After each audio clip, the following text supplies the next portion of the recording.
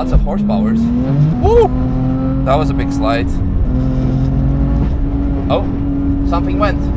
You may remember this car from, was it last year or year before? 2 years ago. 2 years ago, yes. I remember it was at the old workshop, so but I didn't know if it were still there or before. But anyway, back then, 335i N54, very popular car for the channel, because whenever I post something with a 335, it gets a lot of views, because I guess it's not another M3, funny enough, but with lots of potential, especially lots of tuning potential. In this case, we have some very nice turbos, boosty boys. Yeah, but the problem back then, the car ran too hot, I think, and we couldn't complete the lap in the full lap without overheating. So now it's back with better cooling, better mods, different head, N53 actually on a N54 for better flow. Surprisingly, that's the reason behind it, right? Exactly. So funny how I guess newer engine but worse flow, but probably because of the emissions. That's what I would think. So, but yeah, it's on it.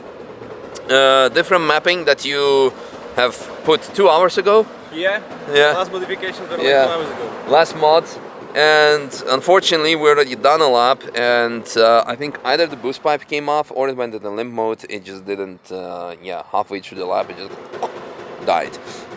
Not completely could finish the lap, so that's a work in progress. Other thing that I can tell you on the mapping is like when you go off the throttle, it still keeps accelerating for about half a second to a second. And that could, and led actually to a bit of sketchy situation, sometime mid corners that I was off the throttle, but it kept accelerating, so it's like stepped out. But that's the feeling I had at least.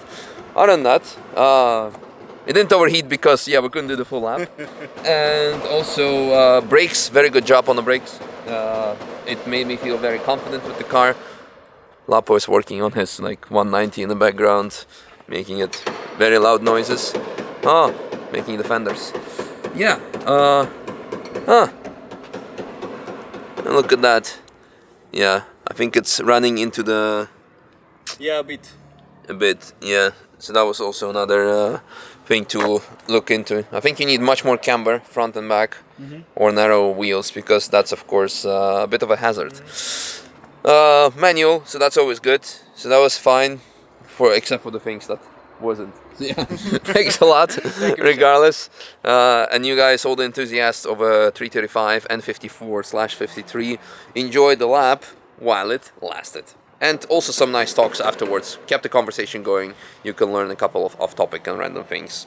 After looking into it, the boost pressures, the boost pipes are actually still on it. And the only thing I can think of, it happened right after Bergwerk, one of the most high G-force corners. Probably the car had fuel surge, so not enough fuel because it sucked itself dry through the corner.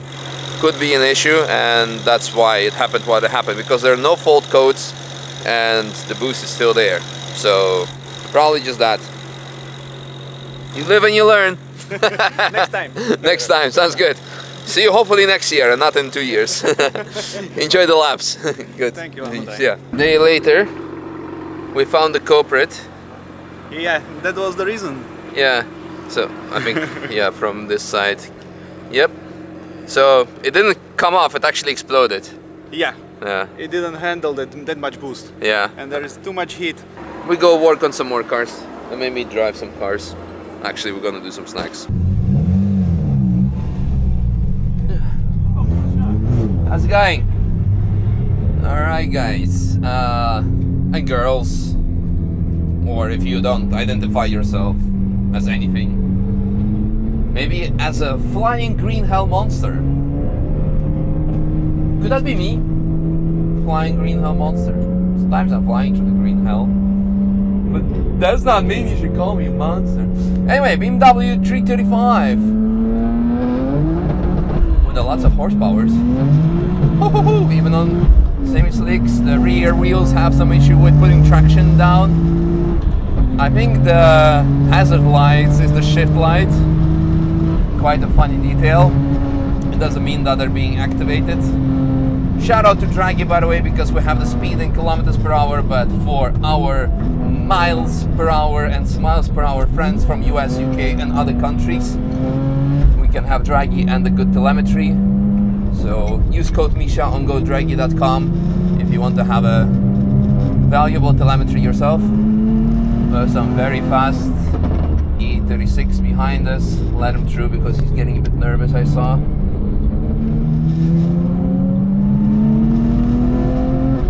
Alrighty. But yeah, drove this car.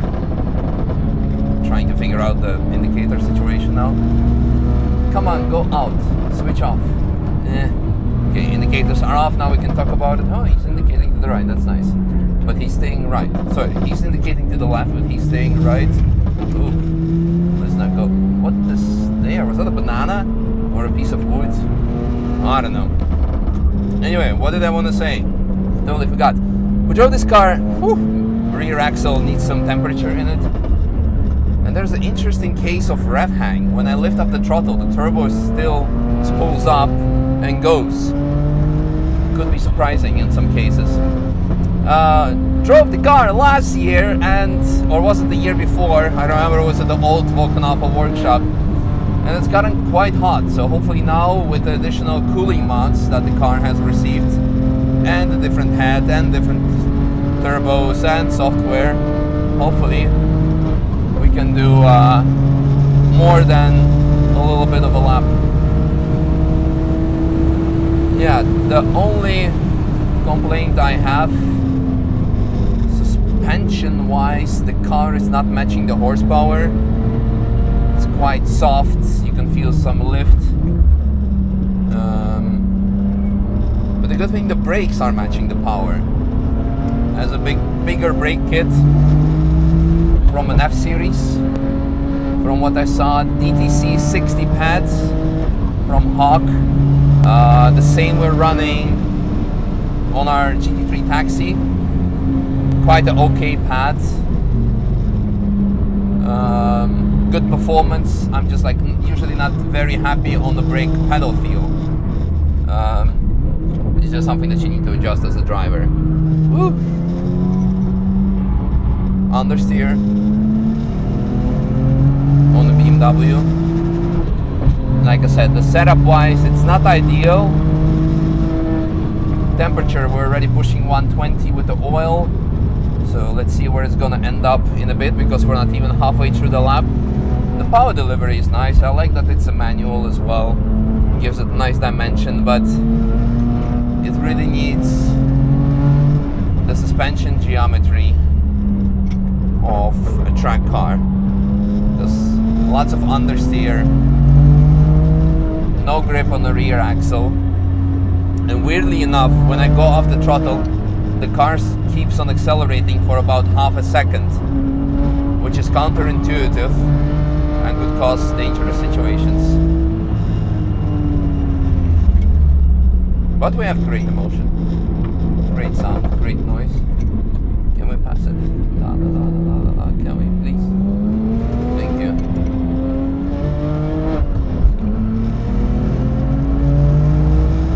The car might be in a sort of a reduced power mode now, because either I gotten used to the power or it's not accelerating as much as before.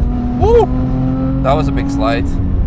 An unintentional slide. It started sliding after I went off the throttle because it kept being on the throttle even though I went off it.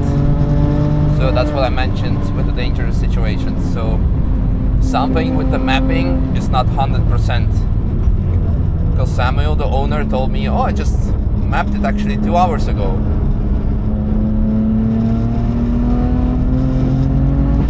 Oh, something went. I think the boost pipe came off.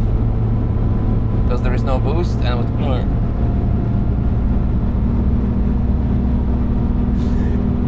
If that isn't ironic when it happened right after I made a skeptical look about mapping the car 2 hours ago.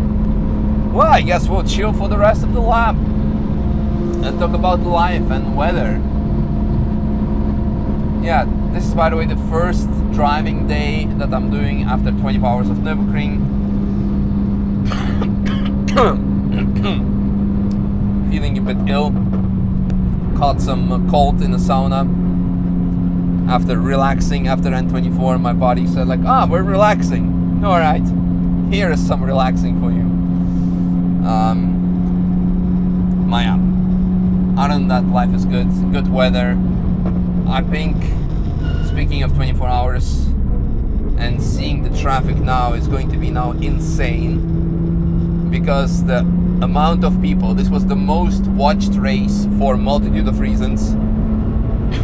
Of course, Max Verstappen with HWA, M3 Touring, Dacia, and it was also one of the most brutal races, us ourselves included. So because of that, a lot of people are gonna go like, oh, the Nürburgring, it exists, let me go there. And it's going to be a very busy season, and we can see it now already. It's gonna be interesting. So yeah, but other than that, as mentioned, life's good. Good weather, good cars. Unfortunately, no boost on this, so we're like cruising with no power. I would say we might have 250 horsepower-ish.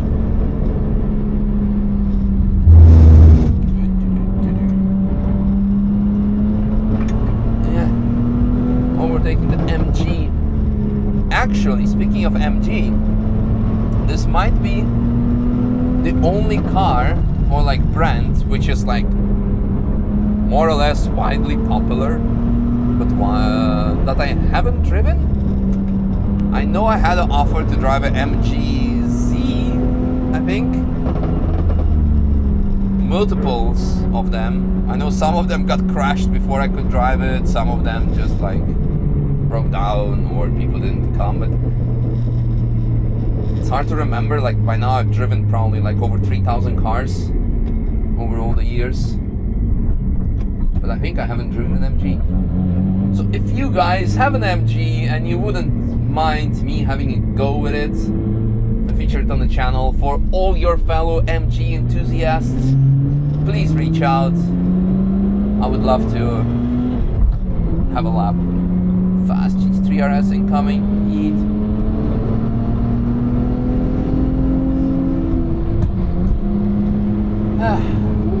Chilling.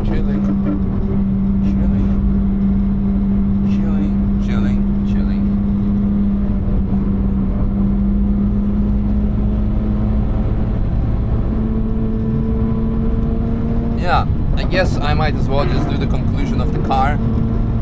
The power was good until it wasn't there. The mapping was not great because it kept accelerating even after releasing the throttle, and it caused already for a slide in one section, so it could cause for much more dangerous situations, especially with inexperienced drivers.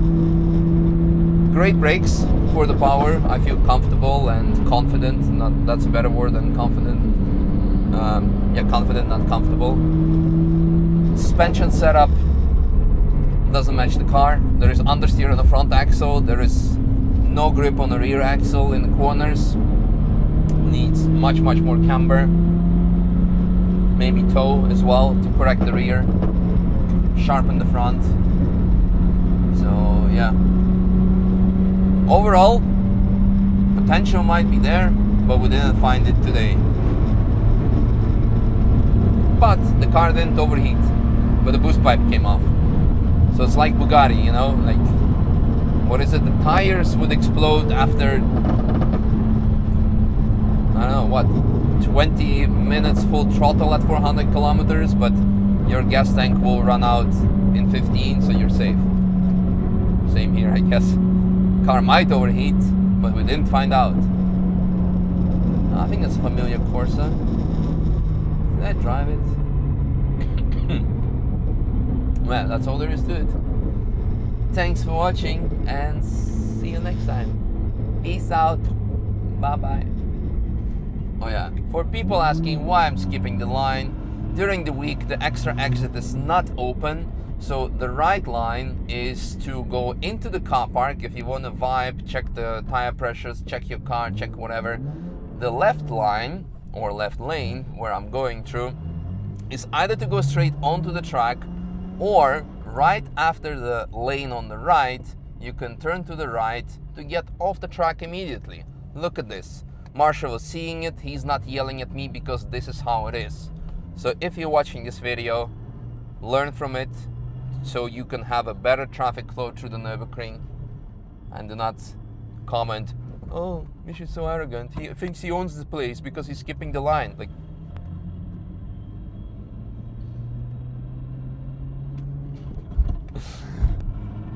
I'm just doing stuff by the rules. So we have German fish and sea.